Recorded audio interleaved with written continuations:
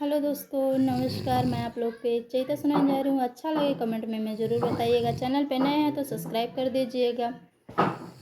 हे कमरवा में गर्मी होला सूती कहाँ, हे कमरवा में गर्मी होला सूती कहाँ। ना घर में दिया बाटे, ना घर में बत्ती बाटे, ना घर में दिया बाटे, ना घर में बत्ती बाटे। हैया जोरिया के राम जाने हुई है कि ना, हैया जोरिया के राम जाने हुई है कि ना। हे कमरवा में गर्मी होला सूती कहाँ, हे कमरवा में गर्मी होला सूती कहाँ।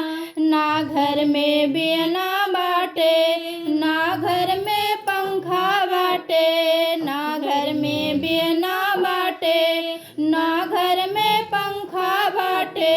है पवनवा के राम जाने बही है कि ना, है पवनवा के राम जाने बही है कि ना।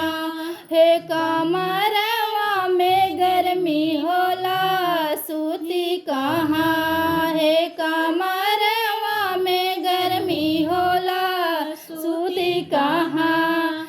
ना घर में तकिया बाटे, ना घर में खटिया बाटे, ना घर में तकिया बाटे, ना घर में खटिया बाटे। है सजनवा के राम जाने यही है कि ना, है सजनवा के राम जाने आई है कि ना।